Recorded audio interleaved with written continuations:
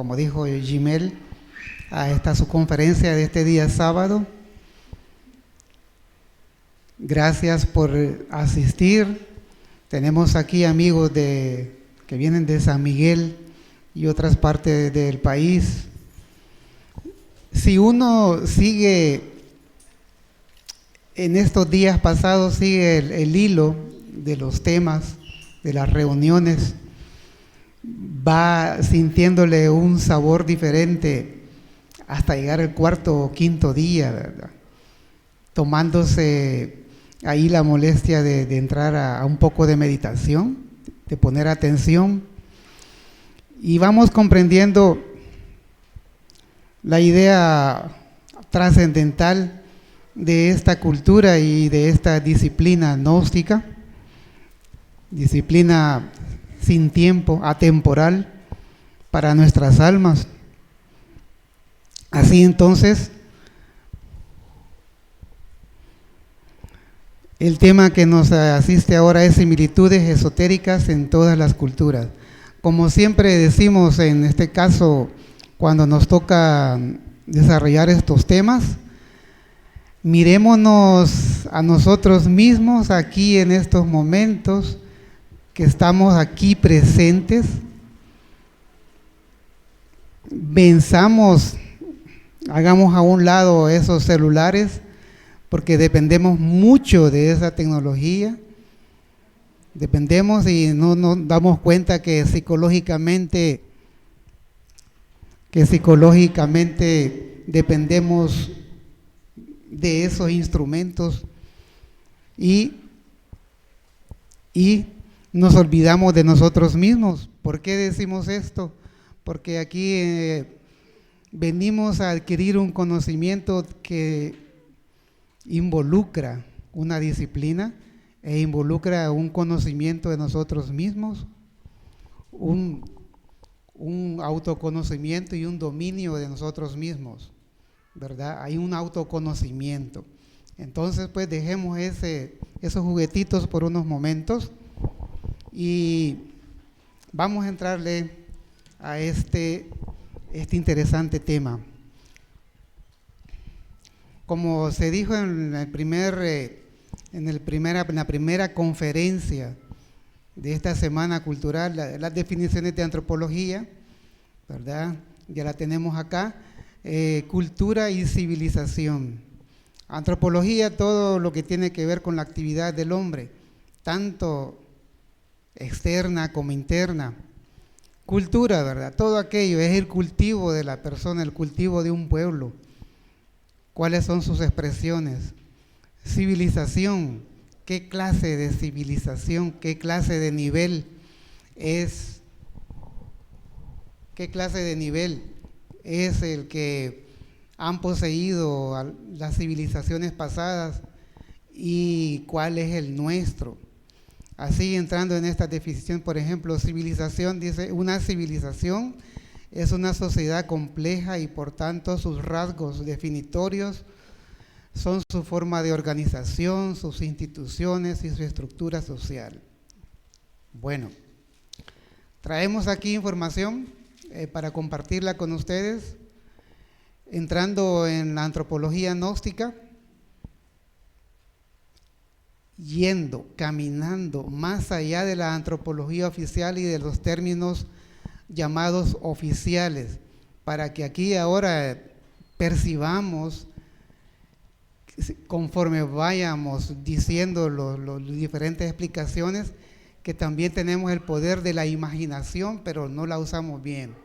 Entonces, bienvenidos, y como a la antropología corresponde tanto a nosotros como a las razas que nos precedieron, comenzamos con algo interesante, siempre de la mano del Avatara de Acuario y de las fuerzas del Cristo. Se habla de que antes de nosotros, la raza aria, han existido diferentes civilizaciones, la Atlántida y antes de la Atlántida la Lemuria.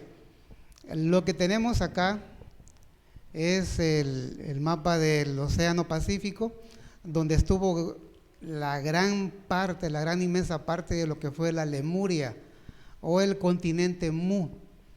Para muchos esto es teoría, esto es una fábula, esto es un posible, pero de la mano de la Avatara de Acuario, ¿verdad? Y como se ha dicho, los diferentes instructores, uno estudia, uno descubre y confirma lo que el gran gurú nos ha dicho. Entonces ahí donde vemos las estrellitas, hay zonas arqueológicas, tanto abajo del agua como arriba, que formaron parte de ese continente sumergido llamado Mu o de la Lemuria. Y hemos después traído acá unos nombres muy interesantes, empezando por Yonaguni, ahí en el número 1, al sur del Japón. Hay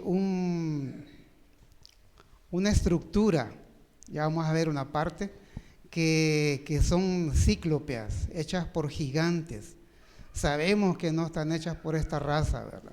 Pero decíamos, la ciencia oficial lo niega, ¿verdad? El número 2, Nang Madol, al norte de Australia, también tiene unas estructuras muy interesantes que tiene algún mito por ahí, pero ya es un mito tardío, Kiribati, y el más conocido, la isla de Pascua, acá enfrente de las costas de Chile. Vamos a ver algo de cada uno. Y por último, las piedras de Ica, allá en Perú. Todo esto, si uno ve ciertos mapas, ¿verdad? Mapas esotéricos, hablando de similitudes, ya vamos a ver eso. Descubre que ahí estuvo fue parte de ese continente Lemur, Mu, donde abundaban los volcanes, igual que en nuestros días. Entonces, decíamos, esta es la estructura, parte de la estructura que está al sur del Japón, con el nombre de Yonaguni, nombre japonés. Vemos al buzo ahí, y es una estructura inmensa, no hecha por hombres de esta raza. El segundo, Nang Madol,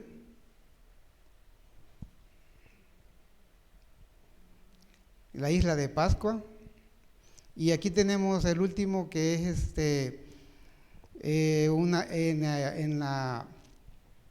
permítame, ahí está. En Perú se han descubierto en una zona desértica estas piedras muy especiales que después les las han negado, ¿verdad? Pero sin embargo ahí está, donde vemos una raza en que tenía relación con su hábitat. Vemos ahí una pirámide, humanidad con otras facciones, y que convivía con su fauna de aquella época. Era parte del continente Mu o Lemuria. Luego pasa el tiempo, pasan miles de años, aquella raza da sus frutos y se hunde, ¿verdad? Se hunde en un cataclismo y forman las islitas, esos islotes que hay en el Océano Pacífico. Surge entonces las tierras de que iba a ser y fueron de la Atlántida. Vemos ahí un mapa que se acerca bastante a lo que fue en alguna ocasión la época de los atlantes, y lo que está ahí en rojito ahí fue la última parte que se hundió de la Atlántida. Es similar, ¿verdad? Es similar a lo que pasó en la Lemuria. Toda raza nace, crece y muere, ¿verdad? Entonces nos dicen los estudiosos, desde hace 30.000 años hasta 9564 antes de Cristo, esto según Platón, existía la isla de Poseidonis, es el último resto de la Atlántida. Ahí, entonces esa fue la última catástrofe transapalniana que nos habla el Avatara de Acuario. Esa zona que está en rojo, ¿verdad? Igual que la Lemuria, la Atlántida desapareció y nos dejó sus restos lo que es el océano Atlántico para nosotros. Nosotros como Centroamérica, México y el Golfo de México, éramos un solo territorio en aquella época atlante. Vemos similitudes ahí en nuestro planeta, dando razas, cada raza da una subraza. Entonces el maestro Samael nos dice: necesitamos estudiar cuidadosamente la fisonomía del mundo en los tiempos antiguos, los distintos cambios geológicos por lo que ha pasado la Tierra. Es necesario inquirir, investigar, analizar. Mas si nosotros quedáramos completamente embotellados en todos los prejuicios contemporáneos, no lograríamos conocer nada sobre la geología y mucho menos sobre el desarrollo de la raza humana. Pasó la Lemuria, la Atlántida, tuvieron su Génesis y su Apocalipsis. Nosotros ya tuvimos nuestro Génesis y toda la gente presiente que vamos hacia un Apocalipsis. Entonces, las instituciones gnósticas dadas por la Gran Logia Blanca, ¿verdad?, pretenden formar gente de conciencia para una nueva civilización. Así como hubo un éxodo en estos continentes, se prepara un éxodo para aquellos que estén preparados para estos cambios, para formar luego una nueva raza, pero de gente con conciencia. Ya vamos a ir viendo esto de la conciencia. Bueno, y después de la Atlántida se hunde y se forman nuestros continentes actuales, donde se desarrollan las 7 subrazas que forman parte de la raza aria en todos los sitios conocidos, en la India, en Persia, Asia Menor, Grecia, Roma. Vamos a hablar un poco de algunas de ellas. Aparece en Etruria, Roma, Egipto, y en América pues nuestras civilizaciones aztecas y maya, entre otras. Sigamos aquí por un momento. La antropología gnóstica esotérica analiza a la humanidad, su origen y su cultura desde otro punto de vista, donde este planeta y su biodiversidad maravillosa tienen como último objetivo el desarrollo del espíritu de todos los seres que lo pueblan. Para esta ciencia no somos un cuerpo con alma, sino un alma revestida de materia. Entonces, la antropología gnóstica es eminentemente psicoanalítica, porque frente a cualquier resto del pasado remoto, como lo que estamos viendo, en sus diferentes expresiones culturales, tales como la pintura, arquitectura, escultura, el estudiante gnóstico realiza un análisis psicológico de los principios eternos que transmitió el artista y que puede aplicar en su propia existencia para elevar su calidad de vida. El artista, ¿verdad? Sigamos acá. Antropología gnóstica es la misma gnosis apuntando al campo científico, pero ahondando muchísimo más, ya que la gnosis puede ahondar y dar explicaciones desde el campo esotérico, cosa que pueden hacerlo solo las personas estudiosas de las ciencias esotéricas, así como también abarcar el campo científico materialista. Las 3 fuerzas dentro de toda la naturaleza existe esta ley. Para que se geste la vida deben existir estas 3 fuerzas, positiva, negativa y neutra. Esta ley del 3, manifestada en el Padre, Hijo y Espíritu Santo, se manifiesta en los planos físicos. Tenemos que se dan diferentes culturas con un tronco semejante, con sus similitudes, y en muchísimos aspectos con una serie de rasgos que los hace acercarse, a pesar de su lejanía. Como por ejemplo la cultura inca, azteca y egipcia. Vamos a ver algunas cuantas similitudes. Vemos aquí el mapa de América Latina, donde se desarrollaron ahí esas civilizaciones. Obviamente En alguna parte de los estudios oficiales se toca un poco, en bachillerato, creo yo, algo de estas culturas. Nos decía un antropólogo que no nos han dicho todo, nos han dicho que estas son subculturas en América. Nos están escondiendo verdades trascendentales de nuestra propia zona cultural, que lo devela la antropología gnóstica. Bueno, entonces la cultura inca, situada en lo alto y bajo Perú, ¿verdad? Su dios Viracocha enseñó, según las tradiciones incaicas, toda la sabiduría. Les dejó que debían fundar Tiahuanaco a las orillas del lago Titicaca. Viracocha, un ser alto de tez blanca, barbado, se decía que era la encarnación del fuego, Inri, la fuerza solar, el dios solar. Tiahuanaco, ciudad fundada a orillas del lago Titicaca, fundada ahí por consejo de Viracocha, el cual le enseñó que había que levantarse a través de las aguas, a levantar las serpientes sobre la vara para convertirse en cóndores. Es el mito, ¿verdad?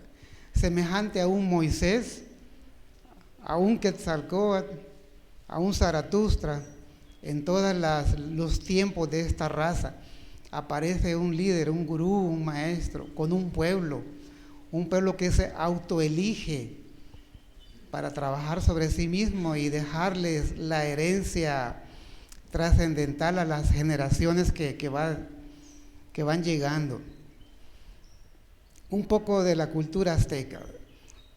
Su dios Quetzalcóatl era un ser perfecto de origen extranjero que vino a través de las aguas a enseñar la sabiduría. Su nombre significa literalmente serpiente emplumada. Bueno, ya lo sabemos, ya lo dijo ahí. Entonces, toda la enseñanza religiosa de la América primitiva, todos los sagrados cultos de incas, aztecas, mayas, egipcios, fueron las primitivas religiones de los atlantes, los dioses y diosas de los antiguos griegos, fenicios, escandinavos, indostanes. Los dioses y diosas citados por Homero, nos dice el maestro, en la Ilíada y la Odisea fueron héroes, reyes y reinas de la Atlántida. La Ilíada y la Odisea son eminentes tratados de esoterismo. Daría estos dos libros para un seminario, ¿verdad? Y hacernos una idea diferente de estas obras, que encierran una sabiduría muy superior, trascendente. Bien. Si bien es cierto que debemos tener en cuenta en cualquier sistema gnóstico sus elementos helenísticos orientales, incluyendo Persia, Mesopotamia, Siria, India, Palestina, Egipto y tibetanos, nunca deberíamos ignorar los principios gnósticos perceptibles en sus sublimes cultos religiosos de los nahuas, toltecas, aztecas, zapotecas, mayas, chibchas, incas, etcétera, etcétera. Antropología incluye arqueología, libros sagrados, conocimiento esotérico, porque hay un conocimiento público y uno secreto, autorrealización, adeptado, pruebas, iniciaciones, darle un sentido superior a la vida. ¿Qué es eso de la conciencia, verdad? La conciencia tendría que ser nuestra riqueza del alma, la riqueza de la vida de cada uno de nosotros, donde está todo ese conocimiento. Incuestionablemente el conocimiento gnóstico escapa siempre a los normales análisis del racionalismo subjetivo. El correlato de este conocimiento es la intimidad infinita de la persona, el ser, ¿verdad? ¿Qué es el ser? Uno lo va queriendo averiguar a través del estudio, la meditación y la disciplina que nos han regalado. En todas las latitudes de nuestra raza encontramos estos sitios arqueológicos en formas medianas y en formas enormes, que son una maravilla, son grandes enigmas, guardan enigmas, porque se salen del relato racional, ¿verdad?, impuesto en esta época del Kali Yuga. Uno ve las pirámides y dicen, qué maravilla, ¿verdad? Si alguien se ha subido, por ejemplo, a Tikal, a la pirámide de la Madre Divina, siente uno un magnetismo, una energía diferente. Y no toda la gente lo soporta, les da mareo. Para cuando vayan o han ido, ¿verdad?, vean, percíbanse ahí y se van a dar cuenta que hay energías superiores. Nos dicen los arqueólogos, los especialistas nos dicen, es que en esta estructura no se puede meter ni una hoja de rasurar, ¿verdad?, ahí, porque no cabe. ¿Cómo es que levantaron ladrillo, llamémosle así, de 20 toneladas? No tenemos esa tecnología actualmente. Entonces, ¿cómo lo hicieron? ¿Verdad? Así como es la ciencia y tecnología, así debe ser el desarrollo de la conciencia. A mayor grado de conciencia, una tecnología superior y una forma de vida superior, ¿verdad? Nuestra tecnología, han dicho los estudiosos que no son oídos, es una tecnología que provoca desórdenes, ¿verdad? Provoca desórdenes en el cuerpo humano, en la psiquis, en la mente, en las emociones. Entonces nos admiramos y hay que estudiar todo esto de las pirámides y otros templos como los zigurat allá en la cultura de Ur, allá en Irak. Resulta que allí donde hay estas estructuras fue en su tiempo, ¿verdad? Fue en su tiempo universidades, sitios de cultura, de civilización, que emergieron por el esfuerzo, la tenacidad y la lucha de los maestros de la luz para llevar la gnosis de aquella época, el conocimiento de aquel momento que necesitaba los pueblos en los que encarnaron, ¿verdad? Obviamente tenían más conciencia que nosotros, vivían más acorde con la naturaleza. Hay similitudes entonces en toda esta herencia arqueológica que tenemos hasta nuestros días, pero no se ha entendido, ¿verdad? No se ha entendido. Sigamos adelante. Entonces, alguien ha comparado, no está acá. Hablaba en una lámina anterior de las tres fuerzas. Obviamente que en toda cultura aparecen esas tres fuerzas, el Padre, el Hijo y el Espíritu Santo, como vemos en las imágenes.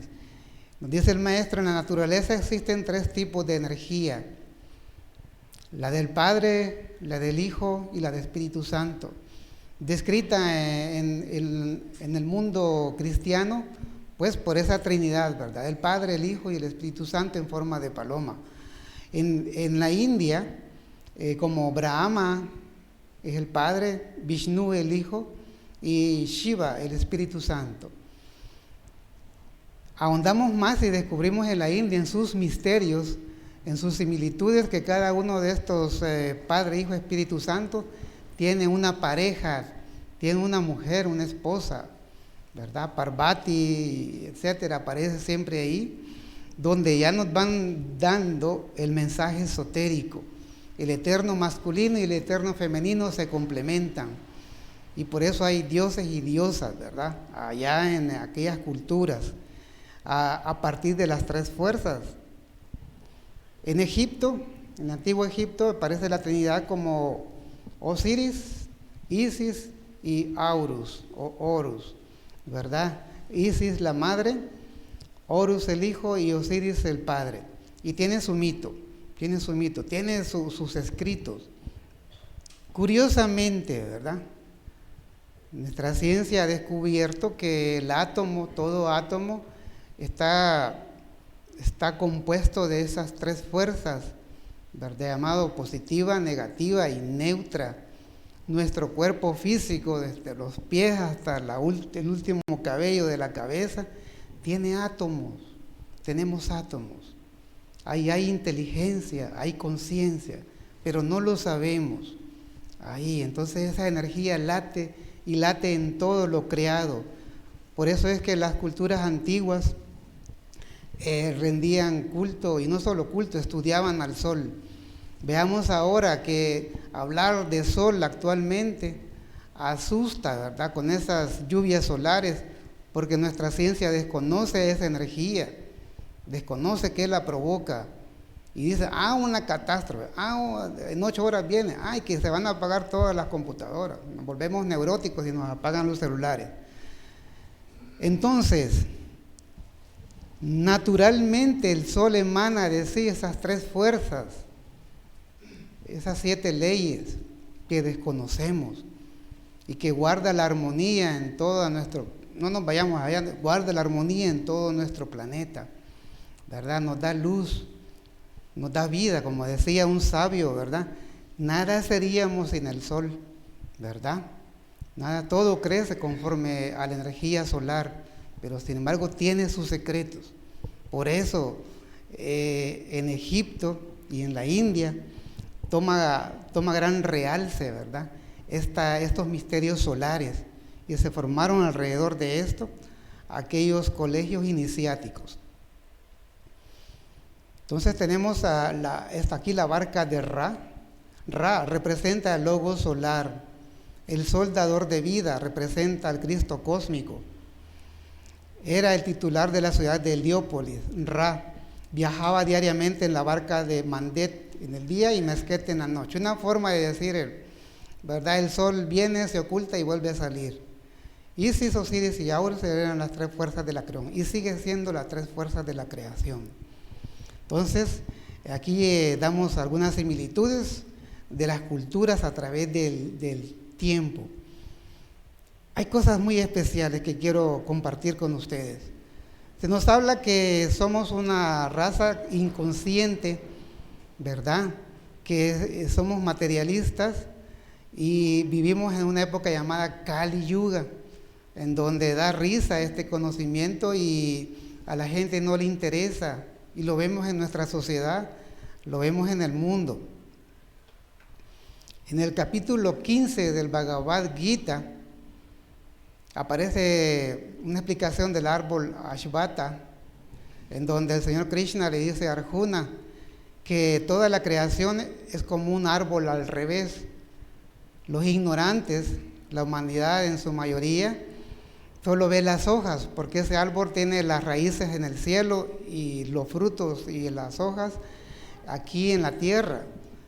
Entonces las hojas y los frutos nos hacen caer en la fascinación. Estamos fascinados con este mundo. Creemos que todo esto que vemos en nuestros 5 sentidos es toda la creación. Y nada más, no aspiramos a subir a esas ramas, a esos troncos. No aspiramos a conocer a la raíz donde está la divinidad, ¿verdad?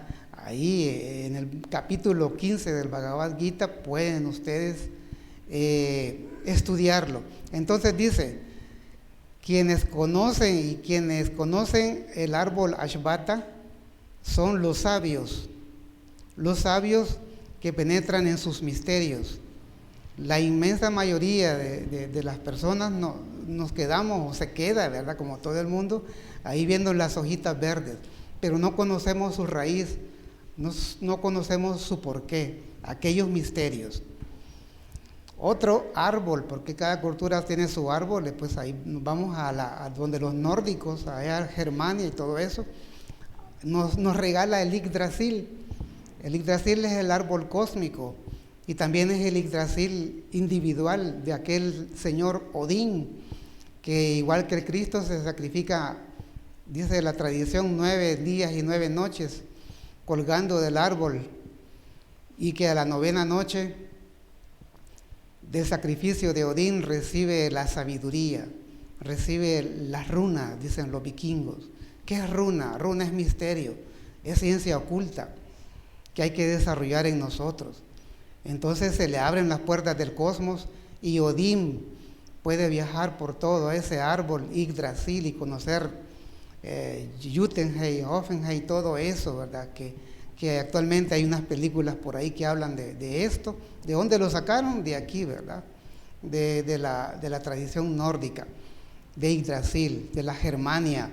Entonces Odín es el Cristo, el héroe solar, ¿verdad? Y vemos ahí que hay un arco iris. El arco iris es el camino de los misterios, de un plano a otro plano. Hay humanidad que maneja esta ciencia y anda en naves, ¿verdad? Y puede ser invisible o hacerse visible para nosotros. Nosotros no lo podemos todavía. ¿Por qué? Porque hay una mínima cantidad de conciencia en nosotros. Entonces aparecen por tal motivo las culturas serpentinas, dadas por grandes maestros, por avataras, ¿verdad? Tenemos aquí entonces que el Señor Jesús, dice, el gran Kabir jamás hubiera aconsejado a sus discípulos que se mostrasen tan sabios como la serpiente, si esto hubiera sido un símbolo del demonio. Bueno, vemos aquí tres figuras, ¿verdad? Buda en Asia, Quetzalcóatl en Mesoamérica y el señor Vishnu en la India. Hablemos un poquito del Buda ahí. Con la ciencia de la meditación en su época, bajo un árbol, el árbol Bodhi, se ilumina, pero antes le llega una serpiente que le cubre la cabeza, hasta la cabeza para que no le caiga la lluvia. Otra tradición pues lo pinta con 7 serpientes. Ya entramos aquí a lo esotérico, a similitudes dentro de las culturas, de un trabajo interno. Estos son símbolos del trabajo interno del iniciado, de la iniciada. Esa serpiente simboliza a esa energía solar, esas 3 fuerzas de que hemos hablado, que está emergiendo, está trabajando y está ascendiendo en nosotros. Eso lo vemos en las clases, ¿verdad? Entonces Buda allá en su época en Nepal hizo obra, despertó conciencia y luchó contra las fuerzas de las tinieblas. Les decimos allá en Heliópolis, cuando tenemos clases, bueno, nosotros como estudiantes gnósticos empezamos a vibrar con una afinidad interna, ¿verdad? Que la vamos percibiendo, aquellos que van a clases. Y cuando estamos con los ojos cerrados queriendo reflexionar o meditar, estamos tranquilos, en armonía, ¿verdad? Queriendo percibir aquella presencia superior en nosotros, etcétera, etcétera. Vámonos, les digo yo, a una plaza pública de El Salvador, cerramos los ojos y nos podemos a meditar. ¿Qué es lo primero que pasa en este Kali Yuga? Empieza la gente a hacernos burla, ahí está un holgazán, alguien que no hace nada, ¿verdad? Alguien, un inadaptado social, etcétera, etcétera. Porque nuestra gente no tiene esta cultura, no le interesa, no hay conciencia. Pero en la época del señor Buda, del señor Gautama, y más para allá, 500, 1000 años después de él, en aquella zona del mundo, ¿verdad? Nepal, India, todo eso, los discípulos de él meditaban y se iban bajo un árbol, ¿verdad? Ahí iban los discípulos, igual que nosotros, y ellos buscaban los arbolitos. Y la gente, el pueblo llano de aquella época todavía tenía un poco más de conciencia. Y era costumbre que el que meditaba tenía una escudilla, un plato sopero, una escudilla, y la ponía ahí. Eso quería decir que quería alimento espiritual. Pero la gente llegaba, tenía hambre, y le ponían arroz, ¿verdad? O frijolitos ahí. Cuando el que estaba meditando abría los ojos, se topaba que ya le habían dado comida física, ¿verdad? Y otro detalle ahí es que aquella gente decía, y lo dicen los adeptos, aquella gente decía, a este hay que ayudarle porque está meditando. ¿Por qué? Porque si llega a despertar conciencia, los primeros favorecidos va a ser la comunidad, mi ciudad, mi pueblo, porque va a recibir la enseñanza de un iluminado, ¿verdad? Así se miraba. No había burlas, había respeto. Pero los tiempos pasan y bueno, aquí estamos, ¿verdad? Luchando en esta época. La serpiente o logo salvador inspira al hombre para que reconozca su identidad, ¿verdad? Es el desarrollo de la conciencia de la serpiente.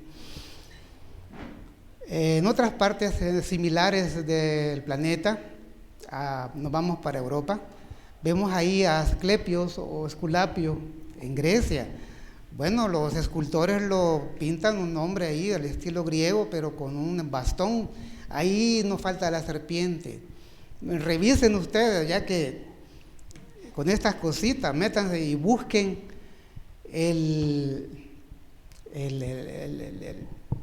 cuando los médicos se hacen la promesa, ¿verdad? Ahí, los primeros 4 párrafos son unos párrafos, ¿verdad? Y el juramento de los médicos. Son párrafos iniciáticos, son párrafos de aquella época. Que los cumplan, ahí es otra cosa, ¿verdad? Entonces Asclepios es un maestro de la medicina. Luego Hermes al centro, el mismo Mercurio, no le falta su bastón con las 2 serpientes ahí entrelazadas, que significa el trabajo de transmutación que cada uno de nosotros debe seguir como mujer o como hombre, señalando el trabajo alquímico. Y tiene 2 animalitos, símbolos del mismo poder, ¿verdad? Desarrollado en ese trabajo. Y allá en Creta está esta figurita de mujer, ¿verdad? Dama o diosa de las serpientes. Todavía se están cuestionando por qué tiene una culebrita en cada mano, la dama ahí, ¿verdad? Porque esas culebritas representan esos 2 testigos del Apocalipsis, ¿verdad? Ida y Pingalá, que están ahí en nuestros órganos internos, subiendo por la columna espinal. Es otra ciencia, ¿verdad? Otra ciencia. Lo tiene tanto la mujer como el hombre. Entonces la mujer es la gran sacerdotisa, ¿verdad?, de la naturaleza, y toma otra dimensión en estos estudios. Siguiendo con la serpiente. Ahí en Egipto es muy común. Los sarcófagos y estatuas egipcias son coronadas con serpientes en la frente, ¿verdad? Entonces, la serpiente sagrada o logo salvador duerme acurrucada en el fondo del arca al acecho místico, nos dice el maestro. La serpiente de bronce, otro ejemplo, en Números, la Biblia, Números capítulo 21 aparece, ¿verdad? Que aquellos que desobedecieron las órdenes divinas en el desierto fueron castigados, y el Señor Jehová les mandó serpientes con veneno que se morían, el veneno. Entonces le pidieron a Moisés un antídoto, ¿verdad? Llamémosle así. Y bueno, Moisés lo consultó con Dios y le dio ese remedio a un ataúd donde estaba colgada una serpiente de bronce, ascendiendo. Y todo aquel que la mirara iba a ser curado de sus dolores, de sus angustias y de sus mordidas. Entonces existe esa energía solar que es capaz de cambiar nuestra vida, ¿verdad? Ahí, de purificarnos. Entramos a algo muy interesante que el maestro nos dice en algunas de sus obras, ¿verdad? Hablando de la serpiente. La segunda, porque aquí veíamos, estamos pues ante las 2 serpientes. La primera es la serpiente de bronce que sanaba a los israelitas en el desierto, es la Kundalini. La segunda es la serpiente tentadora del Edén, Lucifer, la horrible culebra Pitón que se arrastraba en el lodo de la tierra y que Apolo irritado hirió con sus dardos. Veamos una explicación muy bonita dentro de los mitos. La serpiente Pitón, ¿verdad?, que es, usurpó en Delfos una gruta, y en Grecia, una gruta oracular de Gea y Febe. Gea es la madre tierra, Febe es una sacerdotisa. El monstruo asolaba al país destruyendo las cosechas, devorando a hombres y animales, contaminando las aguas. Esto lo encontramos también en Hércules, en los mitos de Hércules. Durante el embarazo de Leto o Latona, ¿verdad?, Pitón, la serpiente, la perseguía para matarla, ya que un oráculo le había dicho que esa criatura la mataría. El bebé, lo que andaba en sus entrañas, la la divina latona era Apolo, ¿verdad? Entonces la serpiente representante del ego, no quiere morir, ¿verdad? Entonces Latona, embarazada y sufriendo persecuciones, asistida por Aquilón. ¿Quién es Aquilón? El viento del norte. Y el dios Neptuno, llevada a la isla Asteria o Delos, donde da a luz a Apolo bajo una palmera. Son símbolos que los enseñaban bajo aquellos pilares que ahora son sitios arqueológicos ahí en Grecia, ¿verdad? ¿Qué pasa en nosotros? Que esa serpiente no quiere que desarrollemos la conciencia. Entonces Apolo nace y 4 días después de haber nacido, Apolo vengó los sufrimientos de su madre, pues llegó al Parnaso y mató a Pitón con sus flechas. Nos imaginamos el sufrimiento de una mujer embarazada sufriendo por lo que lleva, por lo que quiere, y que quiere ser asesinada. Luego viene el hijo, que es un divino, la conciencia, y se venga de la Pitón y la mata con sus flechas. En estos misterios, en estas escuelas, ¿verdad? Como Apolo, la descendencia del dios solar está formada por héroes, interviene en la construcción de Troya, tiene intimidad con el país de los hiperbóreos. ¿Qué es la hiperbórea? Los mundos superiores en este caso. Y otros símbolos por acá. Entonces la lucha entre Miguel contra el dragón rojo, San Jorge contra el dragón negro, Apolo y Pitón, Osiris y Tifón, Krishna y Kaliya, ¿verdad? Vienen a explicarnos lo mismo. Pelear contra el dragón significa vencer a las tentaciones y eliminar los elementos inhumanos tales como ira, codicia, lujuria, envidia, orgullo, pereza, gula. Casi terminamos, ¿verdad? Acá. Y solo quiero presentarles la epopeya de Gilgamesh, allá en Sumeria y Babilonia. Fue un maestro. La primera tablilla dice esto: quiero dar a conocer, dice el escribiente, al que vivió todo en la ancha tierra, al que sondeó el conjunto de todos los misterios, a Gilgamesh, el maestro de toda la sabiduría, el saber universal, y contempló el secreto y descubrió el oculto. Bueno, aquí habla, ¿verdad? Tiene su mito, como cualquier héroe, y Gilgamesh pelea contra la fuerza siniestra, ¿verdad? Contra el ego ahí obviamente. Y las escrituras, ahí viene un detalle, las escrituras lo describen con 2/3 de Dios y 1/3 de hombre. ¿Qué es Dios aquí? Es que tenía la conciencia desarrollada, fuerte, creciente, ¿verdad? Entonces, en el mito de Rama, ¿verdad? Bueno, la doctrina de la aniquilación budista es fundamental. Necesitamos morir de instante en instante. Solo con la muerte adviene lo nuevo. Vemos ahí al Buda meditando. El trabajo de disolución del yo es algo muy serio.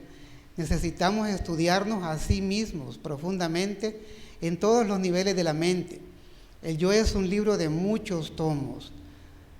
En el dibujito que está acá, ¿verdad? El señor Rama peleando contra los demonios.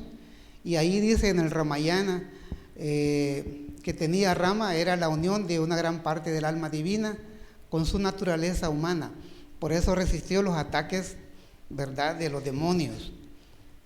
Decir esto, gran parte del alma divina encarnada, ¿verdad? Es un trabajo gnóstico, psicológico. Y aparece Gilgamesh que dice, pues ya dijo, 2/3 de Dios y 1/3 de hombre. ¿Qué nos quieren decir las escrituras, verdad? Que si hacemos matemáticas, estos grandes seres tenían un 66% de conciencia despierta.